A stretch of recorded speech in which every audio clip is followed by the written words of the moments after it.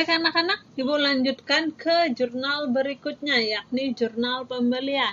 Ingat, jurnal pembelian ini adalah mencatat barang dagang yang kalian beli secara kredit. Selain barang dagang, juga berlaku untuk aktiva tetap yang dibeli secara kredit. Ingat, hanya secara kredit saja.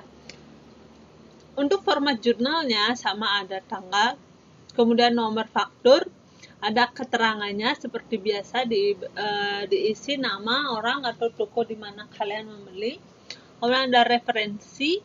Nah, untuk di debit, untuk akun di debit di sini ada pembelian, nanti diisi nominalnya saja, dan ada kolom serba-serbi. Nah, fungsinya sama dengan tadi di jurnal penerimaan kas. Fungsinya adalah menuliskan akun di sebelah debit yang mempengaruhi utang dagang, kecuali akun pembelian, karena akun pembelian sudah punya kolom tersendiri. Jadi misalnya membeli peralatan secara kredit, dia masuknya ke kolom serba-serbi untuk peralatan. Jadi serba-serbi juga ada akunnya apa, referensi, nomor akunnya berapa, dan jumlahnya nominalnya berapa. Nah, untuk di kredit sendiri hanya ada satu kolom, yakni utang dagang saja. Karena utang dagang kita saja yang bertambah pada saat terjadi pembelian barang dagang maupun aktiva secara kredit atau masih nyicil. Oke, di sini ada 4 Ibu contohkan transaksi yang kalian catat ke dalam jurnal pembelian. Mari Ibu jelaskan satu-satu anak-anak. Nah, yang pertama tanggal 3. Membeli barang dagang dari PT Buwana seharga Rp6.200.000, terminnya 2/10 N/30. Ingat tanggalnya sesuaikan dengan transaksi, nomor fakturnya kalau ada diisi, kalau tidak usah. Nah, keterangannya di mana kalian membeli dari PD Buwana. Referensinya masih kosong karena belum diposting. Nah, di debit pada saat kalian membeli barang dagang secara kredit, debitnya adalah pembelian bertambah, ini metode fisik anak-anak, kemudian utang dagangnya di kredit juga bertambah. Maka untuk di debit, di kolom pembelian, karena debitnya pembelian, diisikan nominal sesuai dengan transaksi, yakni Rp6.200.000. Akun serba-serbinya tidak ada, karena tidak ada yang mempengaruhi selain pembelian. Di kreditnya, utang dagangnya bertambah sebesar Rp6.200.000. Nah, kemudian selanjutnya, tanggal 5, membeli peralatan sebesar Rp2.250.000 dari toko Candika. Nah, ini ada bukti anak-anak, buktinya faktur A1. Nah, tanggalnya sesuaikan dengan transaksi, nomor fakturnya A1 sesuaikan dengan transaksi. Kemudian keterangannya adalah nama toko di mana kalian membeli peralatan. Nah, referensinya masih kosong. Nah, di debit, nah, karena ini membeli peralatan bukan pembelian anak-anak. Bukan pembelian. Pembelian ini khusus membeli barang dagang. Kalau membeli barang dagang, baru kalian catat di kolom pembelian. Kalau membeli selain barang dagang, kalian catat di serba-serbi. Seperti ini, tanggal 5 bulan 3 kan membeli peralatan, bukan membeli barang dagang. Jadi kalian catatnya di serba-serbi. Nah, akunnya kalian tulis peralatan sesuai apa yang dibeli. Dibeli peralatan, maka akunnya peralatan. Referensinya masih kosong karena belum diposting. Kemudian jumlah maksud Ibu. Jumlahnya sesuaikan dengan nominal pada transaksi. Jadi di debit adalah peralatan sebesar Rp2.205.000, sedangkan di kreditnya adalah utang dagang sebesar Rp2.250.000. Itu caranya membaca jurnal dari transaksi tanggal 5 bulan 3. Nah, Ibu lanjutkan tanggal 12, membeli barang dagang dari CV Purnama sebesar 4 juta, syarat 3/10 N/30.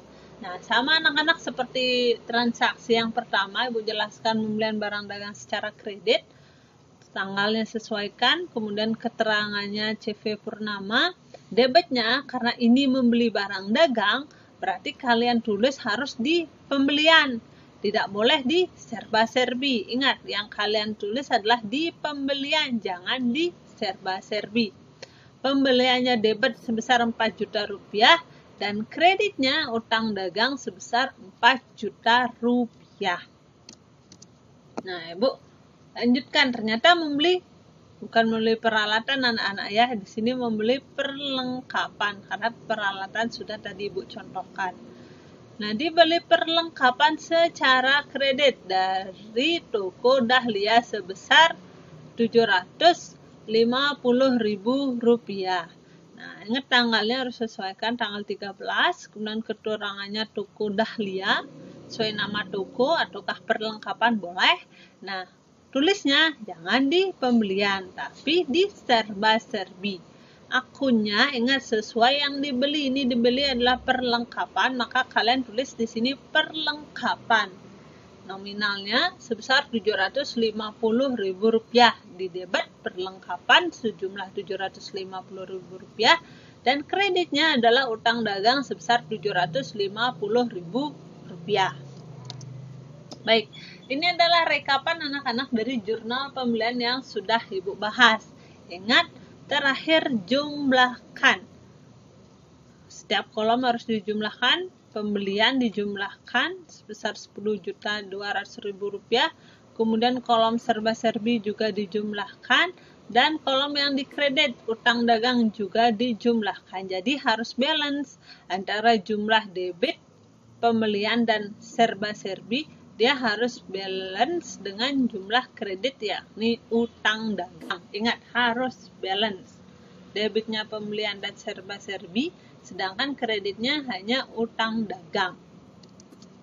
Oke, Ibu lanjutkan ke jurnal khusus yang terakhir, yakni jurnal pengeluaran kas. Ingat, jurnal pengeluaran kas ini mencatat semua transaksi jika kasnya itu dikredit atau kasnya itu dikeluarkan. Bisa jadi pembelian secara tunai karena kita mengeluarkan uang tunai. Kemudian pembayaran atau pelunasan utang dagang. Selanjutnya ada pembayaran beban-beban, misalnya beban gaji ataukah beban iklan atau beban sewa, dan pengambilan uang tunai untuk keperluan pribadi atau privat.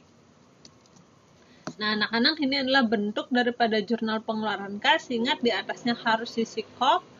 Nah, untuk yang kolom yang pertama yakni tanggal, itu sudah sama seperti tadi, bukti transaksi sama, keterangannya juga sama, isikan sesuai dengan transaksi, toko, nama atau jenis transaksi.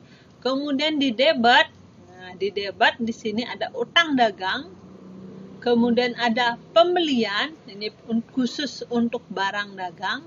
Kemudian ada kolom serba-serbi, diisi oleh akun yang mempengaruhi kas kecuali utang dagang dan pembelian, karena utang dagang sudah ada kolomnya tersendiri. Nah, kreditnya di sini ada dua, ada kas di kredit dan ada potongan pembelian. Ini berkaitan dengan syarat atau termin atau diskon pembelian. Baik anak-anak, di sini ada beberapa Ibu contohkan, yakni transaksi yang berkaitan dengan jurnal pengeluaran kas. Mari Ibu bahas satu-satu. Nah, yang pertama anak-anak, tanggal 14 membayar beban angkut pembelian. Oke, debitnya adalah beban angkut pembelian, kreditnya adalah kas. Nah, yang pertama tanggal, ingat sesuaikan. Kemudian keterangannya sesuaikan dengan transaksi. Ini adalah beban angkut pembelian. Nah, Ibu singkat karena kolomnya di PowerPoint terbatas ya anak-anak.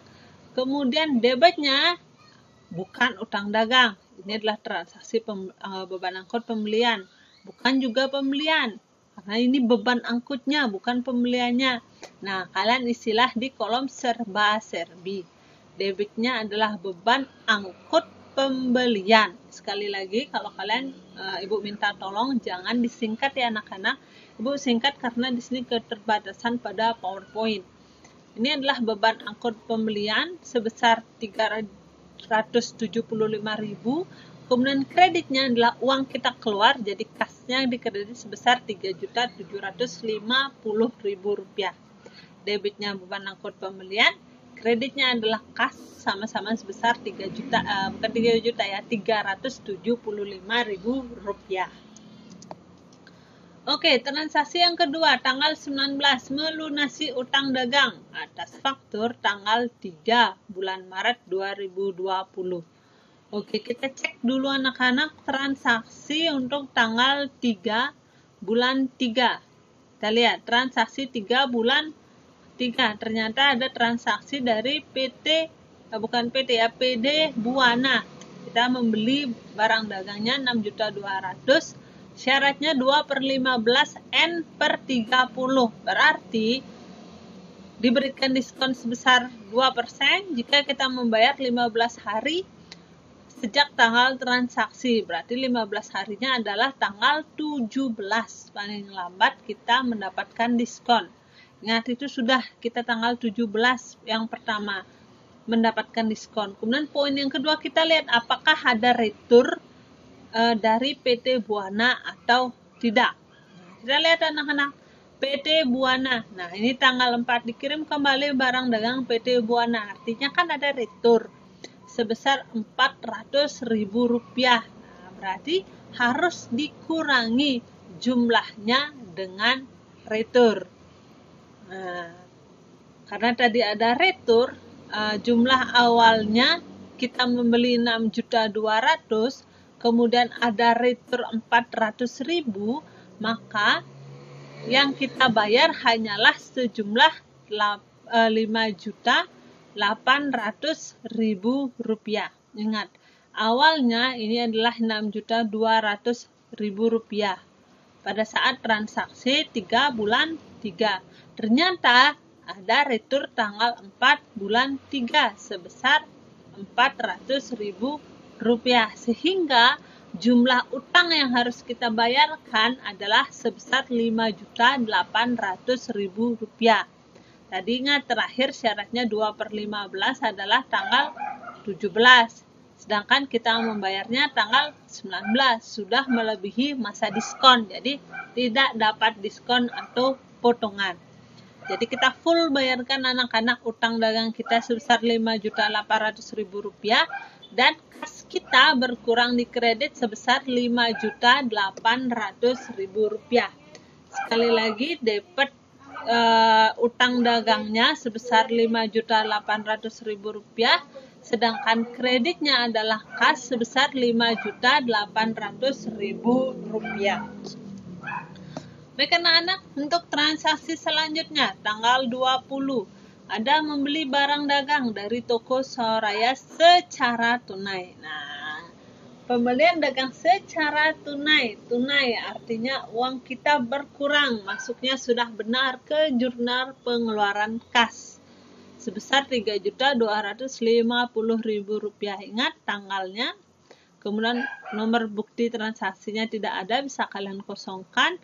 Keterangannya tokonya boleh, atau di sini pembelian tunai juga boleh. Nah, karena pembelian tunai, maka di debitnya adalah pembelian. Ingat, kolom pembelian ini khusus untuk barang dagang. Ini tanggal 20 kita membeli barang dagang, jadi catatnya di kolom pembelian sebesar Rp3.250.000, dan uang kita keluar jadinya di kredit itu adalah kas sebesar Rp3.250.000. Jadi untuk tanggal 20 debitnya pembelian sebesar Rp3.250.000, kreditnya kas sebesar Rp3.250.000. Oke, lanjutkan. Tanggal 21, melunasi utang dagang dari pembelian tanggal 12. Oke, kita cek dulu anak-anak pembelian tanggal 12. Pertama syaratnya pembelian tanggal 12. Syaratnya 3/10, berarti 10 hari kita berikan diskon 3%. Maka paling lambat adalah tanggal 21 baru kita mendapatkan diskon sebesar 3%.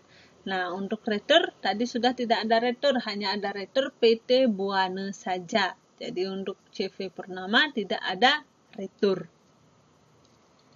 Nah, kita cek anak-anak, ternyata di sini tanggalnya 21. Masih masa diskon.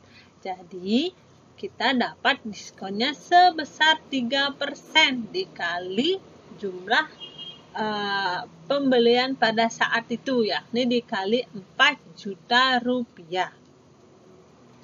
Nah, 4 juta kali 3% didapatlah potongan sebesar 120.000 rupiah. Oke, anak-anak, Ibu ulangi. Tadi tanggal 12 bulan 3 terjadi pembelian secara kredit sebesar 4 juta. Kemudian syaratnya adalah 3/10. Jadi 10 hari dari tanggal 12 adalah tanggal 21, pas hari terakhir anak-anak. Tanggal 21 berarti kita mendapat diskon sebesar 3% dikali 4 juta. Nah, diskonnya adalah sebesar 120.000 rupiah untuk potongan pembelian. Nah, kita mulai. Yang pertama, ingat tanggal, keterangannya nama perusahaan. Kemudian di debitnya, apa yang kita bayar? Yang kita bayar adalah utang dagang. Utang dagangnya sebesar 4 juta. Yang kita full bayarkan utang dagangnya adalah sebesar 4 juta sesuai dengan transaksi tanggal 12 karena tidak ada retur. Nah, untuk di kreditnya, uang yang kita keluar hanya 3.880.000 rupiah. Hal ini dikarenakan kita mendapat yang namanya diskon pembelian atau potongan pembelian sebesar 120.000 rupiah. Jadi untuk kredit as 3.880.000 rupiah dan potongan pembelian sebesar 120.000 rupiah. Ini untuk transaksi tanggal 21. Ingat, debitnya utang dagang sebesar 4 juta sesuai dengan transaksi, sedangkan kreditnya adalah kas sebesar 3.880.000 dan potongan pembelian sebesar 120.000 rupiah. Oke, anak-anak, Ibu lanjutkan. Tanggal 22 kita membayar beban listrik dan telepon sebesar 550.000 rupiah.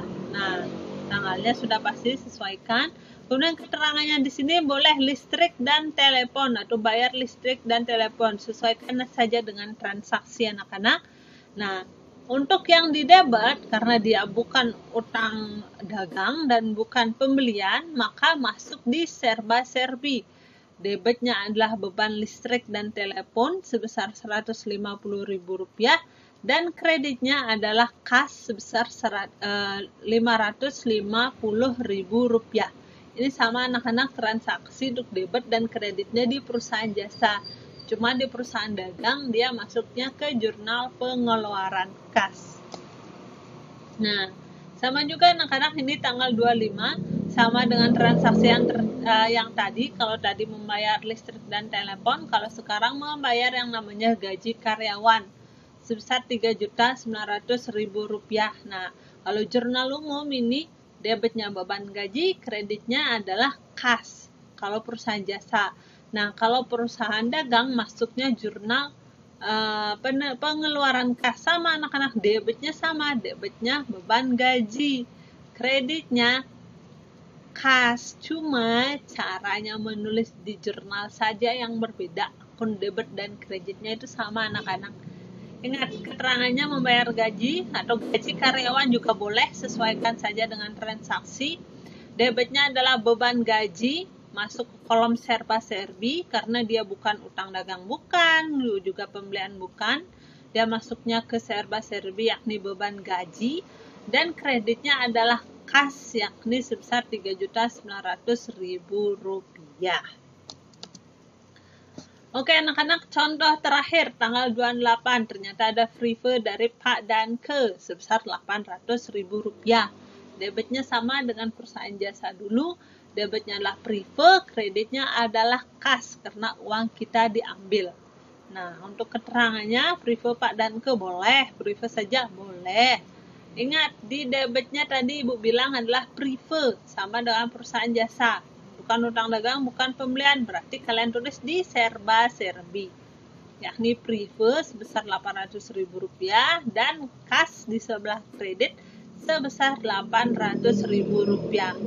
Ingat ya anak-anak, kolom serba-serbi digunakan untuk akun apapun yang mempengaruhi kas kecuali utang dagang dan pembelian karena mereka sudah memiliki kolom sendiri-sendiri. Jika bukan utang dagang atau pembelian, masukkan ke serba-serbi jika memang kasnya di sebelah kredit.